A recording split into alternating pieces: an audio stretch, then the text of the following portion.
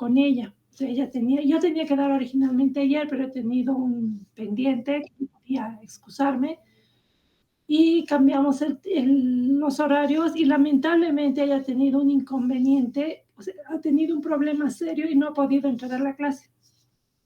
Sin embargo, va a nivelarse con ustedes y he hablado con ella y van a ver eso la siguiente semana.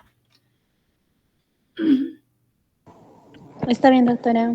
Empezaremos la presentación de hoy día. Déjenme pasar. No somos muchos, así que podemos charlar. ¿Han logrado ver la presentación? Ay, perdón, me estoy rayando. Sí, doctora. ¿Algún comentario, algo que no hayan entendido? Vamos a ir viendo las preguntas de todas formas. Hoy día estoy de mal, no saben ya. Ya vamos viendo las preguntas. Si ustedes ven la presentación, tiene incluidas muchas fotos, en realidad, que son dibujos de mecanismos de acción, de patogenicidad, que son más desde el punto de vista microbiológico y que no están en los libros de referencia, pero que los he incluido porque me parece muy interesante y nos muestra gráficamente la patogenia de alguno de estos, especialmente en Campylobacter había una presentación, un artículo que les he incluido algo de bien interesante, como esa bacteria puede ser saprófita en animales, como en las aves, y es patógena para el ser humano, y puede causar diarreas en el ser humano. Entonces vamos viendo, a ver, ¿qué características microbiológicas diferentes? Vamos a ver semejanzas y diferencias entre las bacterias, y de acuerdo a eso vamos a hacer el desarrollo. Guadalupe, déjeme anotar un ratito. Aunque no crean que estamos anotando, porque no es lo mismo pasarse la molestia de entrar a la clase, discutir un poco, que no hacer. Guadalupe, ¿cuál es su apellido? Reyes, doctora. Adelante, Guadalupe. Bueno, las características respecto a lo que es la familia Pseudomonadaceae es que todas estas se van a caracterizar por ser bacterias gram negativas. Además, esas tienen un patrón oxidativo. Y lo más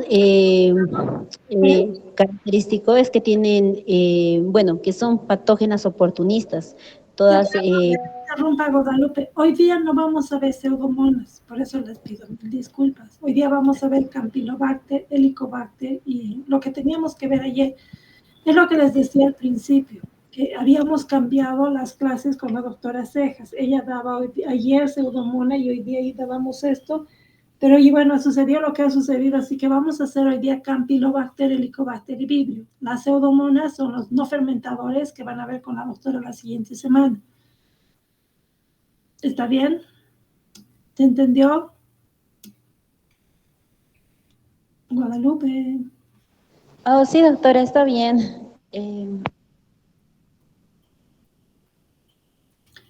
Entonces nos reorganizaremos. Vamos a ver esta clase. A ver, les voy a pasar. Ay, déjenme ver. ¿Están viendo la presentación, cierto? Sí, doctora. Sí, doctora. Esta es la clase que vamos a ver. Helicobacter, Campylobacter y Vibrio. Entonces, la pregunta que les hacía, ¿qué características microbiológicas diferenciales se encuentra entre los tres? En realidad vamos a ver las dos primeras preguntas. ¿Qué semejanzas y diferencias ven desde el punto de vista microbiológico, fundamentalmente, entre estos tres? ¿Quién me dice?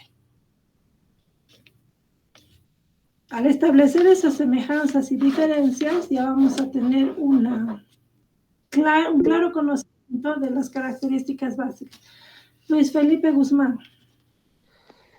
Buenas tardes, doctora. Como semejanzas, podemos ver que todas estas bacterias son gram negativas y que también tienen más o menos los mismos sitios de afección.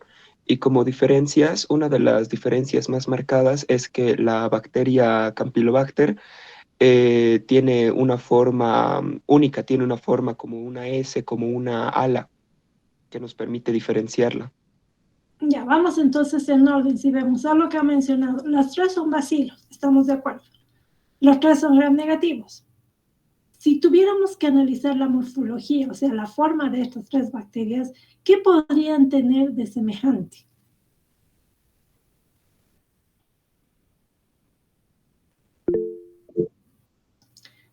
John. Las curvas, doctora. Son bacilos curvados.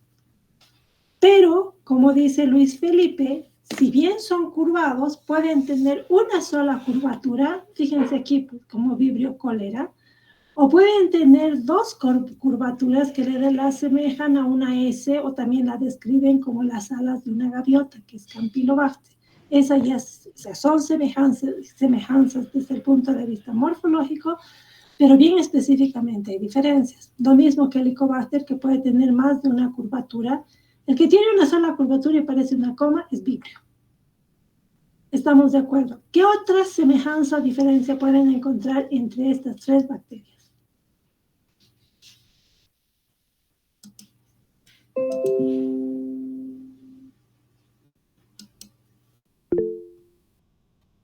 Román. Bueno, acotando más semejanzas, todas estas se van a relacionar al afectar el tracto gastrointestinal, ya que ahí se ubican los receptores donde estos pueden desarrollar la enfermedad a través de su patogenia. Estos bueno, la mayoría de estos son patógenos para los humanos y están asociados a enfermedades gastrointestinales, como ya lo mencioné. Y todos estos géneros también son móviles. Ya, son móviles, puede ser una característica, y eso es lo que le permite precisamente llegar al sitio de acción, ¿no es cierto? Al punto blanco en el huésped. Si ustedes analizan, si bien actúan a nivel del tracto gastrointestinal, podemos ver una diferencia. O sea, ¿cuáles son las diferencias puntuales? Por ejemplo, el Helicobacter afecta al estómago, el intestino grueso, el intestino delgado. ¿Dónde están sus receptores específicamente?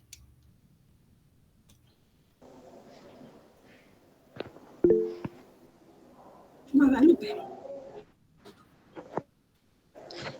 Bueno, los receptores específicamente a nivel de lo que es el Helicobacter va a estar en el estómago, y a nivel de lo que es el Vibrio y el Campylobacter va a estar a nivel del intestino delgado.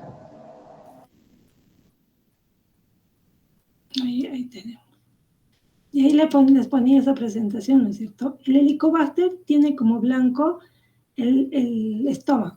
A ver, si yo les hago una pregunta de examen y les digo, ¿el Helicobacter pylori es causante de diarreas, verdadero o falso? Falso. Es falso, ¿no es cierto? Y ahí generalmente se equivocan porque todo lo asocia con el tracto gastrointestinal. No produce diarreas, sino produce una inflamación a nivel gástrico, que es la gastritis. Y si ustedes analizan Vibrio, cólera, Campylobacter, actúan a nivel del intestino, pueden llegar a dañar, en su caso, también el intestino grueso.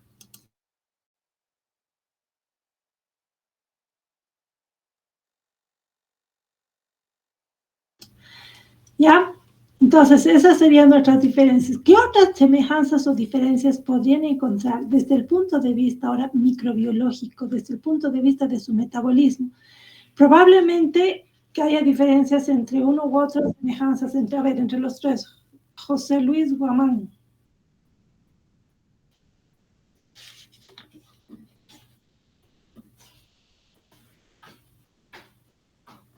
José Luis, ¿levantó la mano o no? Me equivoqué, doctora, disculpas. No te preocupes. ¿Alguien?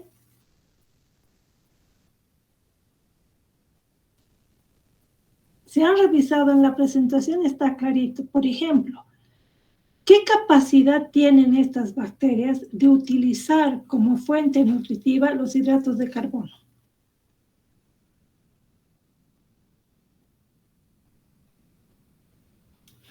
Ya.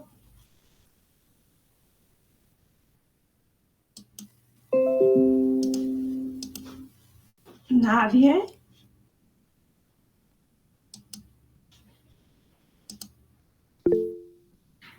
Luis Felipe. Podríamos decir que la Campylobacter no oxida, no fermenta los carbohidratos. O sea que no puede usar carbohidratos ni por fermentación ni por oxidación.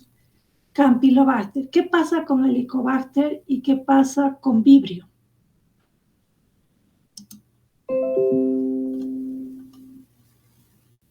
A ver, fíjense que lo que estoy tratando es que vayan estableciendo diferencias que les ayuden no tanto a memorizar, sino que al conocer uno ya automáticamente van a hacer el otro. ¿Ya? Tampoco fermentan, doctora, los carbohidratos. Entonces, si se fijan y si se van a la diapositiva original, el Helicobacter ni Campylobacter que se parecen, porque originalmente los metían en la misma familia, Campylobacter y Helicobacter, porque tienen muchas similitudes entre ambos. No tienen la capacidad ni la maquinaria metabólica de utilizar los hidratos de carbono. ¿Y qué pasa con Vibrio?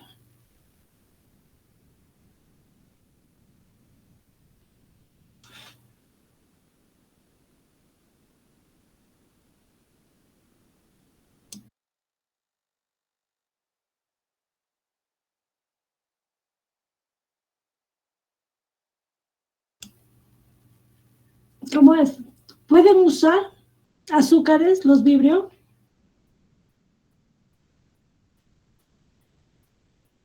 Sí, doctora, secretan sacarosa y secretan manosa. O sea, son capaces de utilizar por vía de... Tienen la maquinaria para utilizar como una fuente nutritiva, fuente de carbono y fuente de energía, la sacarosa y la manosa. O sea, sí pueden usar azúcares y eso se diferencia de los otros.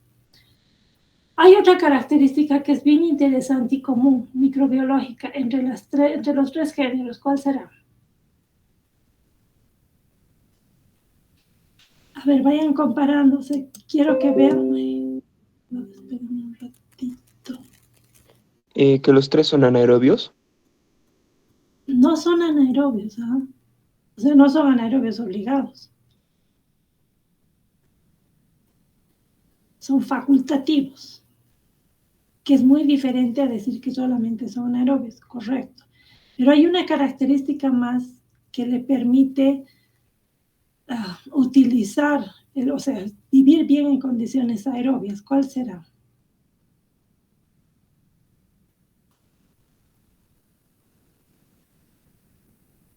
¿Qué han encontrado? Hay tres diapositivas que son clave de las características de Campylobacter, Helicobacter y Vibrio. ¿Cuáles serán? Y les digo, es una característica común que ya hemos visto en otras bacterias, como por ejemplo Neisseria.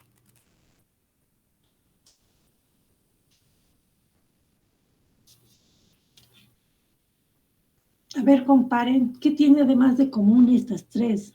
Que son características fundamentales que permiten identificarlas cuando se realizan a ella. Yesenia Lorena Quispe. Buenas tardes, doctora. Quizás que las tres van a ser lo que es oxidasa positiva.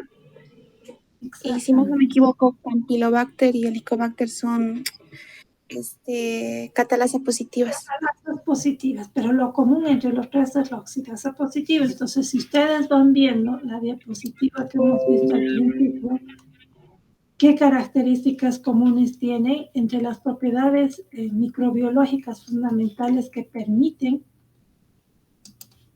diferenciarlas? Es que en la membrana de estas bacterias, en la membrana externa, porque son gram negativas, existe una citocromo oxidasa y por lo tanto cuando se hace la prueba de laboratorio permite diferenciar y son oxidasa positivas.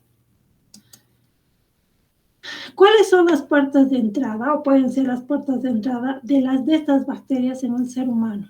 ¿Cómo uno se contagia con un Helicobacter, un Campylobacter y un Vibrio? Que también podríamos decir que es algo común desde el punto de vista patogénico, Felipe. Que los tres van a entrar al cuerpo por la ingestión de estas bacterias. Las tres están asociadas a una mala higiene o a un mal tratado de los alimentos. La puerta de entrada fundamentalmente es la vía digestiva, ¿cierto? está asociada con los alimentos y cada uno de estos microorganismos está más en algunos alimentos que en otros. Y además, si nosotros analizamos, creo que lo tengo como pregunta, pero vamos a ver si está aquí. No, no está, pero si yo les pregunto ahora adicional a esto, ¿cuáles son zoonóticas? ¿Cuáles producen enfermedades, o sea, zoonosis, que se transmite de los animales al ser humano? A ver, piensen, Helicobacter, Campylobacter, Vibrio. ¿Cuáles son sus reservorios? Vámonos por la parte epidemiológica. John. Destacaría a Campylobacter, ya que tiene de reservorio de flora normal al género Campylobacter en el intestino de las aves. Puede estar como flora comensal en el intestino de las aves y puede transmitirse a través de las aves, puede haber contaminación de ganado vacuno, a través de alimentos contaminados como la leche, a través del agua, etc. Pero sí puede considerarse una zoonosis. Cuando estudien, también revisen eso. En muchas de las preguntas, cuando uno hace el planteamiento de las mismas, surgen preguntas como ¿cuáles son zoonóticas? Y siempre que veamos alguna de las bacterias, pregúntense cuál es el reservorio, que es el punto de partida porque es la fuente o la puerta de ingreso de los microorganismos. Espérenme un segundito. Seguimos. Identifique las enfermedades comunes y diferentes que pueden causar las bacterias pertenecientes a esos tres géneros. ¿Producirán enfermedades similares, diferentes? A ver, vamos viendo cada una. ¿Qué produce?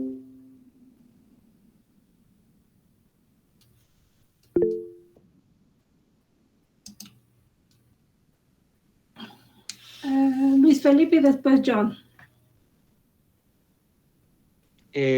Justamente lo que mencionábamos hace un momento, doctora, debido a que el Helicobacter va a colonizar el estómago, mientras que Campylobacter y Vibrio van a ir al intestino delgado. Estas dos últimas van a provocar diarreas, mientras que el Helicobacter va a producir una inflamación en el estómago que va a resultar en una gastritis.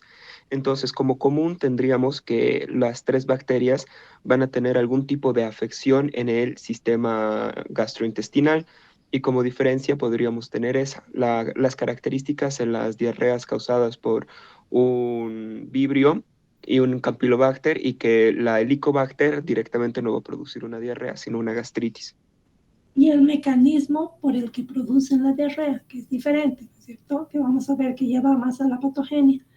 Si ustedes se fijan, a ver, si vamos al Helicobacter clarito, cuando tengamos paciente con gastritis, uno sospecha automáticamente de un Helicobacter pylori. ¿Qué complicaciones puede dar el Helicobacter pylori? Román, creo que levantó. A ver, Luis Felipe.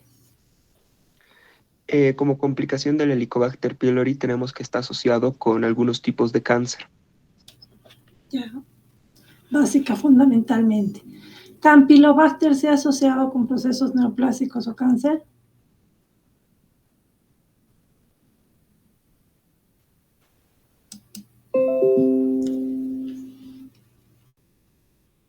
Donde hemos visto no es cierto. El más importante como microorganismo causante de procesos neoplásicos es Helicobacter pylori. Cuando terminemos toda esta parte sistemática, también revisen, es muy frecuente el preguntarles qué microorganismos pueden causar neoplasia, o sea, pueden ser, estar asociados con cáncer. Uno de ellos estamos viendo hasta aquí, Helicobacter pylori dentro de este grupo. Y si ustedes se fijan, a ver, les voy a poner esto un ratito. Hay algunas diapositivas que para mi gusto les reflejan absolutamente todo y más de lo que dice en la literatura y lo que tienen remarcado. Una de estas es esta. Esta es una revisión de una revista científica. Me gusta, les dije, Natural Review se llama, donde hace una revisión de la patogenia de las bacterias fundamentalmente y me encanta por los dibujos que presenta. Si ustedes se fijan, lo que le resume Campylobacter es esto. Campylobacter se ha asociado con síndromes como Guillain-Barré, pero en alguna otra parte les pongo que básicamente dos, Campylobacter jejuni y Campylobacter upsaliensis. Creo que está aquí. Campylobacter jejuni y upsaliensis son los que se han asociado con el síndrome de Guillain-Barré. Por eso dice, las manifestaciones clínicas y cada uno de estos cuadros depende mucho de la cepa o de la especie de Campylobacter. Pero en general, si ustedes se fijan, lo sobresaliente que hemos puesto en todos es la gastroenteritis, la capacidad de producir la diarrea. Ahora aquí, por ejemplo, a eso me refería cuando decía, se han asociado con cáncer. El que está demostrado es el Helicobacter pylori.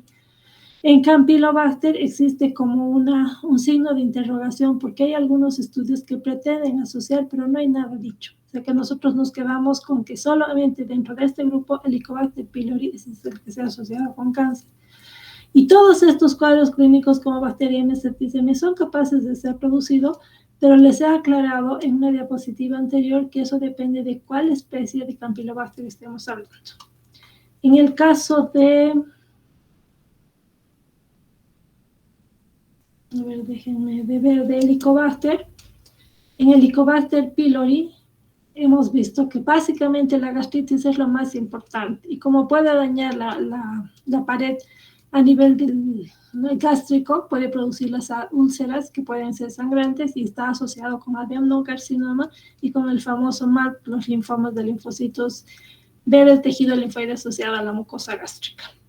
Y en el caso de Vibrio, si vemos así a grandes rasgos, básicamente en el caso de Vibrio es la diarrea. El famoso cólera, que es una enfermedad aguda, donde los pacientes terminan por morir por una deshidratación terrible, porque la deshidratación se puede dar en tiempo de horas. Si vemos ahora las semejanzas o las diferencias en cuanto a la patogenia, que creo que es lo que sigue, identifica ¿cuál se consideran los factores de virulencia más importantes de Campylobacter? Vamos a ver lo mismo en Helicobacter y lo mismo en Vibrio. Vámonos, ¿quién da? ¿Cuáles son, si tuviéramos que ver un Campylobacter, cuáles son los factores de virulencia más importantes que tiene esta bacteria?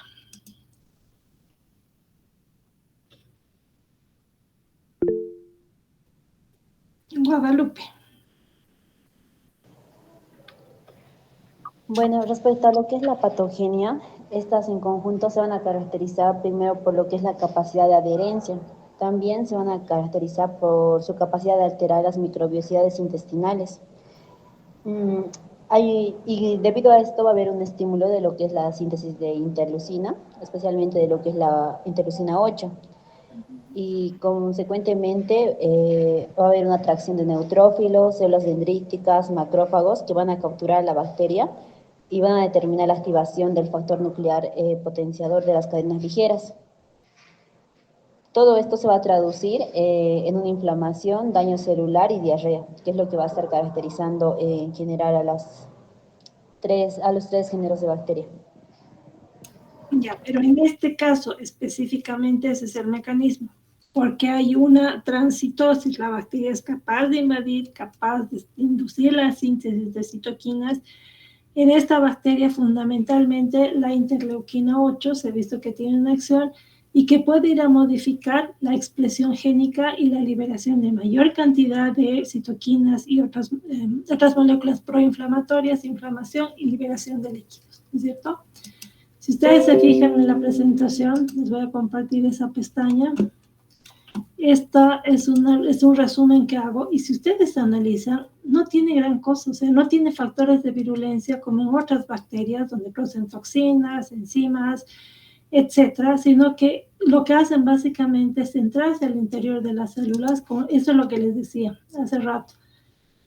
Pueden invadir el epitelio, ingresan a nivel subepitelial, inducen la formación de citoquinas, atracción de todas las células fagocíticas, y estos a su vez van a estimular la liberación de gran cantidad de citoquinas proinflamatorias, inflamación y cuadro diarreico.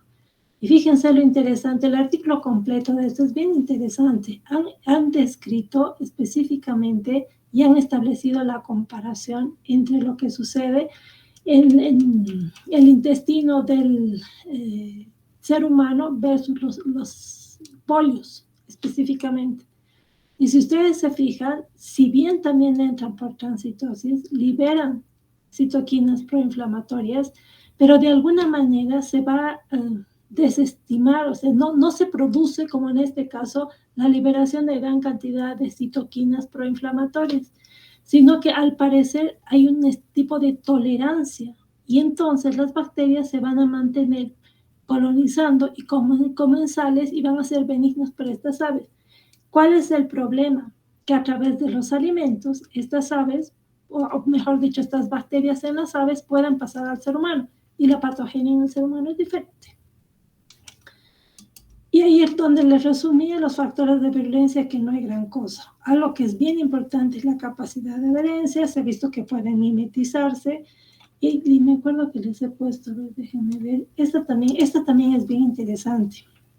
Esa es de la misma revista. Imagínense, no es para aprender, pero es para que tengan una idea cómo han llegado a identificar las proteínas y los que participan en la cascada de la transmisión de señales, que en última instancia determina una expresión génica de las interleuquinas que son proinflamatorias y que terminan siendo responsables de las diarreas. Y fíjense todo lo que ya saben, dónde se unen, a qué proteínas, qué parte del Campylobacter se une, cómo van pasando las señales, que generalmente son mecanismos de fosforilación entre las moléculas que determinan al final una expresión génica que se traduce en la enfermedad. Eso en lo que se refiere a Campylobacter, produce diarrea. Vamos a saltarnos y nos vamos a ir a Guadalupe. Quería decir algo.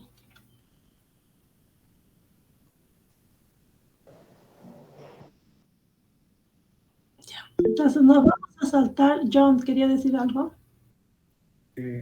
Sí, doctora, una duda.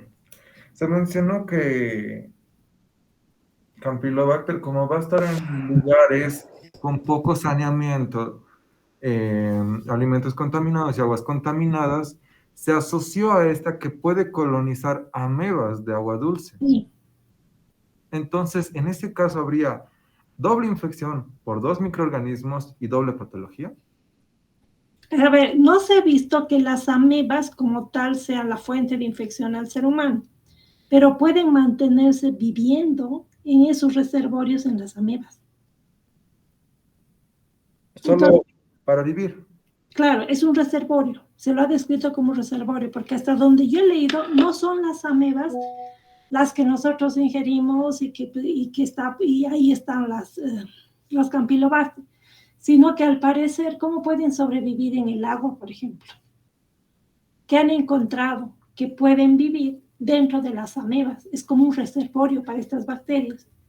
Y si ustedes se fijan y van asociando, si yo les pregunto, ¿qué otra bacteria viene a mi mente? Puede vivir en amebas y por eso su reservorio es acuático. Porque es una característica de algunas bacterias, ¿se fija? Pueden vivir en el agua, pero no que estén nadando libres, sino que en amebas que pueden encontrarse en lugares húmedos se encuentran como su reservorio. Una, aquí estamos viendo que puede ser Campylobacter. ¿Ustedes se acuerdan de alguna otra que también se transmite porque las gotitas se inhalan, gotas de agua y no sé qué, no sé cuánto? ¿Se acuerdan?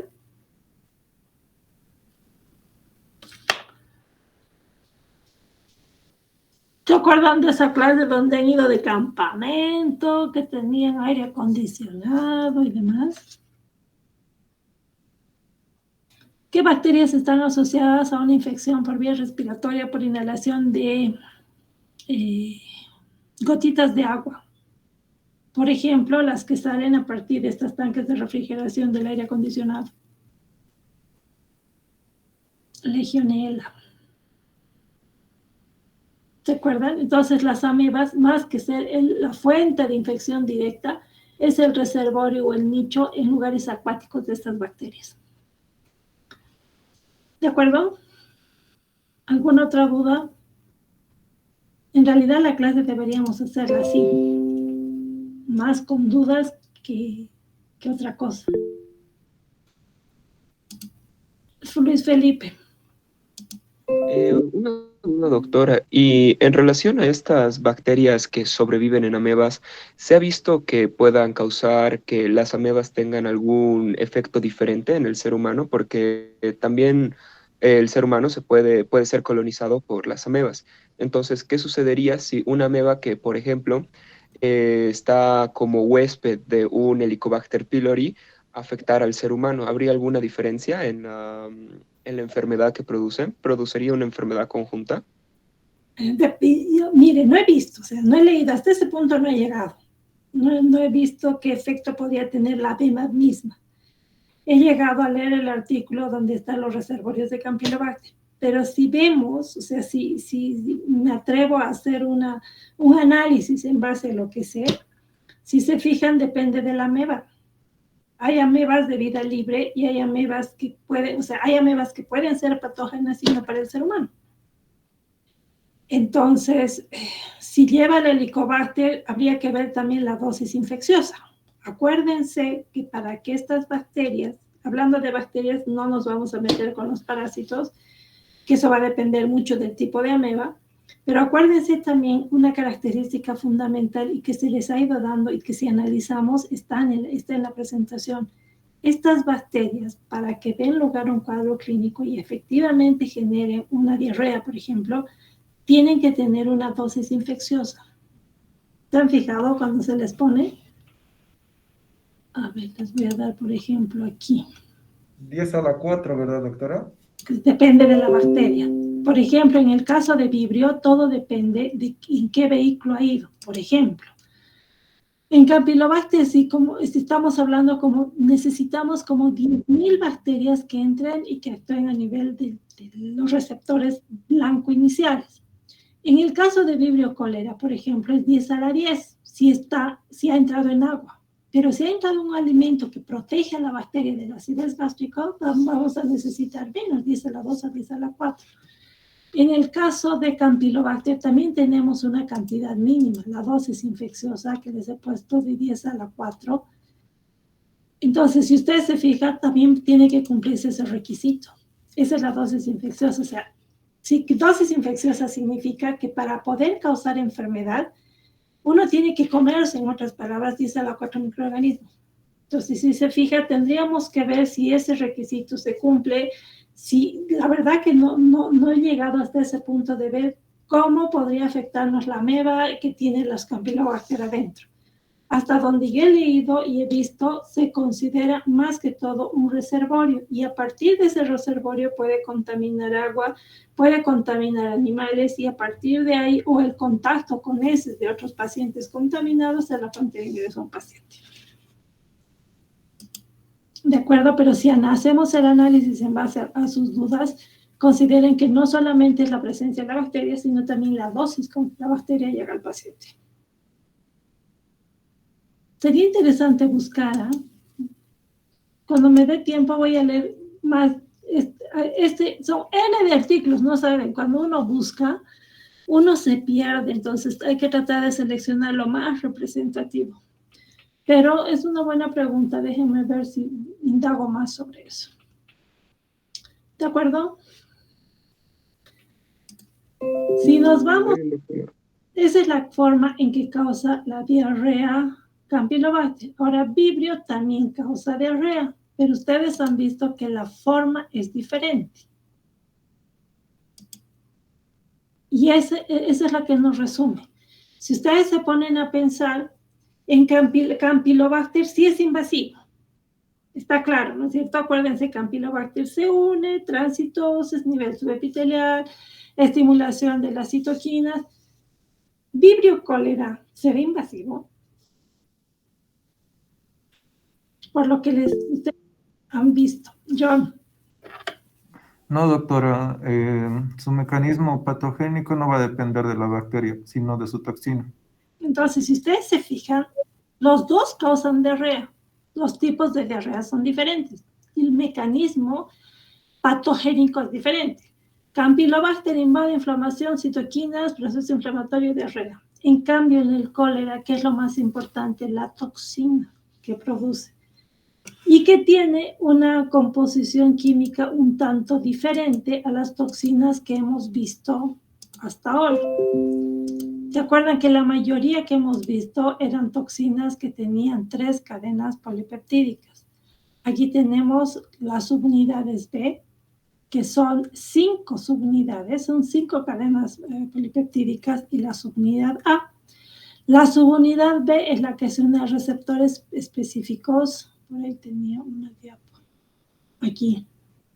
A receptores del gangliósido específicos a nivel de las vellosidades intestinales, pero a diferencia de lo que pasaba con Campylobacter, estas no invaden, se establecen en las microvellosidades, se establecen en el borde en cepillo de estas células epiteliales, no van a llegar al torrente sanguíneo.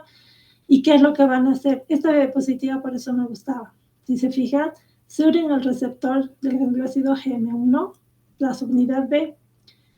Va a haber una transición y por lo tanto la fracción A, que es la que tiene una acción, ¿cómo se llama? Tiene el sitio activo específicamente, va a activar la adenilatociclasa. La adenilatociclasa aumenta la cantidad de AMP cíclico y el AMP cíclico establece una liberación de gran cantidad de electrolitos de agua y de bicarbonato, y esa es una diarrea. ¿Estamos de acuerdo? ¿Se acuerdan de alguna bacteria que tiene una enzima que aumenta el AMP cíclico y por lo tanto produce edema? Luis Felipe. Sería el factor edema en Anthrax. Bacillus anthracis, que produce el factor de edema. Si ustedes analizan, aumento del AMP ciclo y salida de agua. Y en este caso, en el intestino, es la diarrea. Otra pregunta clásica es, ¿qué bacterias son invasivas? O sea, cuando vayan estudiando, reflexionen eso. Campylobacter sí es invasiva. Vibrio cólera no es invasiva. ¿De qué depende? De la toxina. O sea, la patogenia depende fundamentalmente de la toxina. Y en el caso de, si asociamos lo mismo, la gastritis, ¿por qué se produce en el caso de Helicobacter pylori?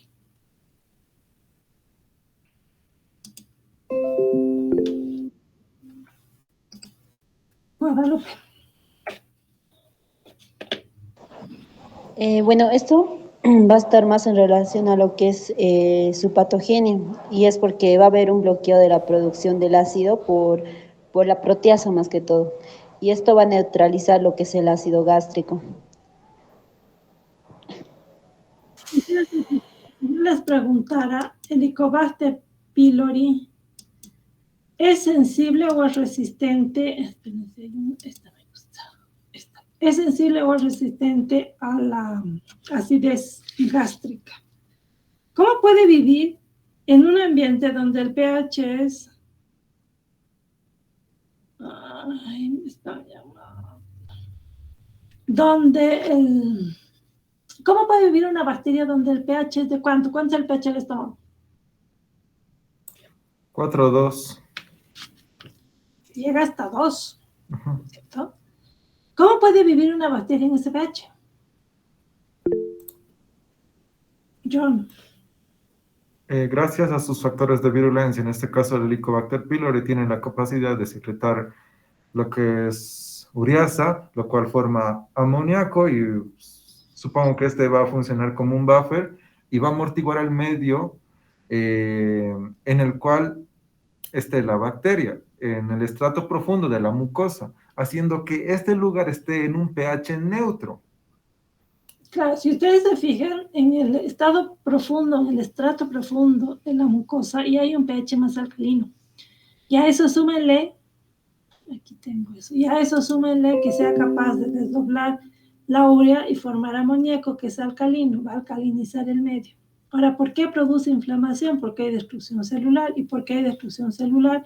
Porque hay una lesión a nivel de la mucosa, y al lesionar la mucosa, ¿qué hacen? Aquí. Esta me gusta, esta también es de la misma revista. Es pura patogenia esa revista, es bien interesante. Fíjense, dice, ¿qué factores de virulencia hay? Primero, la motilidad. Gracias a los flagelos pueden moverse y entrar a nivel, ¿cómo se llama? A través de la mucosa, pasan a través de la mucosa.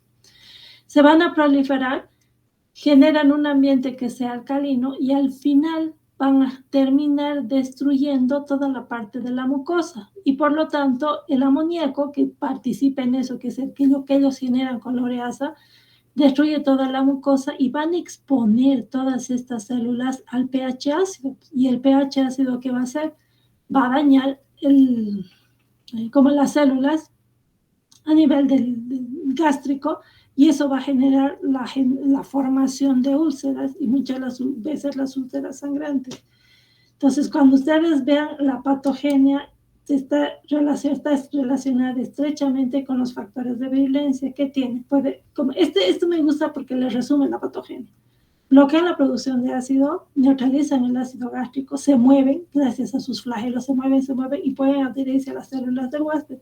Van a dañar la mucosa y eso al final va a determinar una alteración de las células gástricas.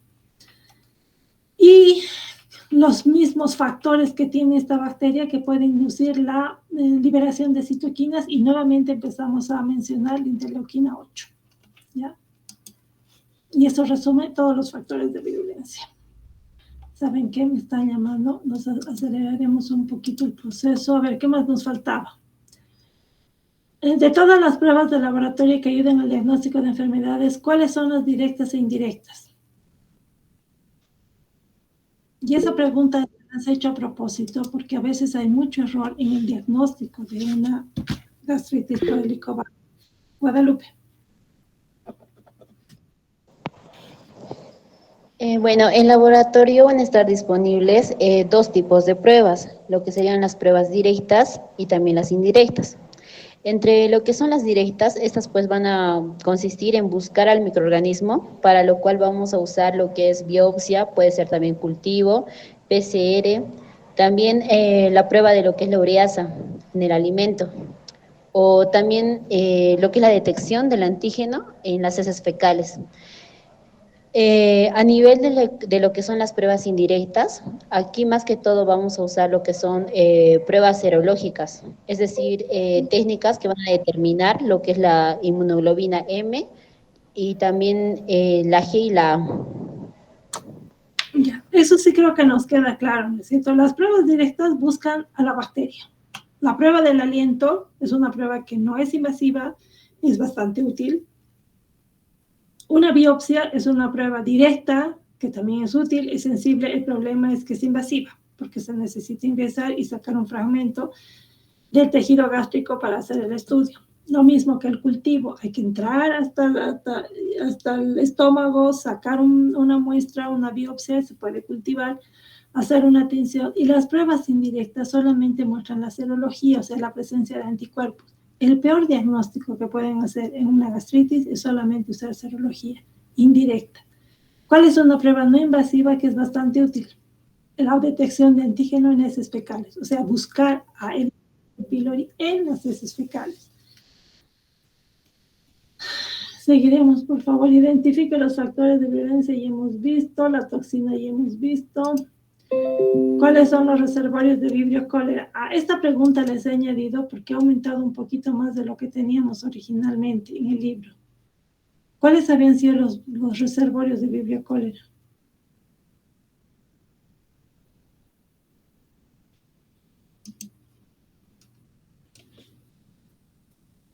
¿O no hay reservorios? Luis Felipe. Los reservorios son medios acuáticos, doctora. El plancton, famoso plancton marino, les voy a mostrar este. El huésped humano muchas veces es accidental, por lo tanto hay muchos reservorios. Sí, hay reservorios medioambientales. Miren, en copépogos, en huevos, en cianobacterias, en aguas dulces, en aguas saladas, el plancton es un reservorio de Vibrio cólera. Y Vibrio cólera, si a partir de estas fuentes se contaminan los alimentos, ahí vamos a tener lo que es el cólera como tal. Ya, chicos, no sé qué más nos falta. Antimicrobianos. John, dígame. Doctora, no sé si podría explicar esta parte de no le podemos dar tratamiento a una persona que tenga una infección por Helicobacter pylori si este no manifiesta la sintomatología característica. Ah, sí. Lo que pasa es que hay pacientes que pueden ser reservorios de Helicobacter pylori. Usted busca, encuentra, pero no tiene gastritis ni tiene nada. Entonces, si no tiene una gastritis, significa que las bacterias no están causando un daño, no se recomienda darle tratamiento antimicrobiano.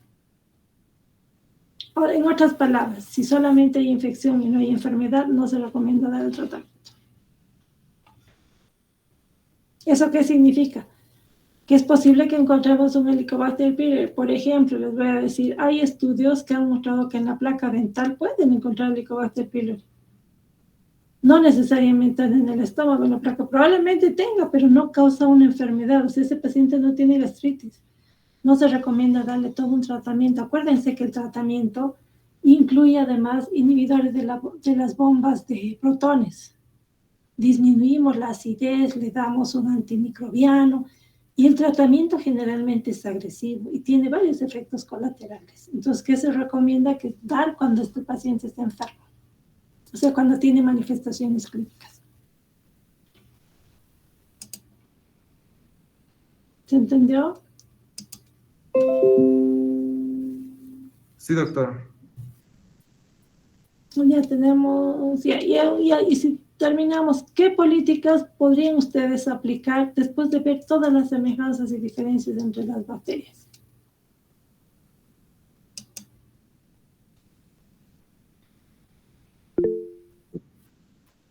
Luis Felipe.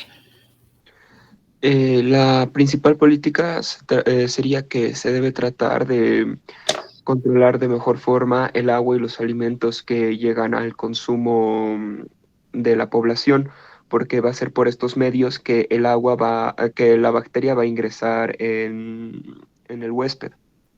El manejo adecuado de agua y de alimentos, porque acuérdense que algunos de estos, hablamos de Vibrio, hablamos de Campylobacter, puede ser transmitido por heces fecales y la fuente de infección son las heces fecales que contaminan los alimentos de otro individuo.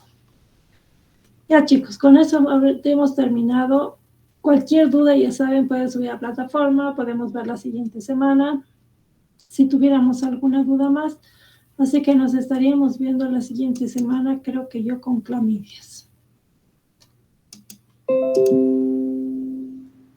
Gracias, doctora. Hasta luego. Hasta luego, chicos, cuídense.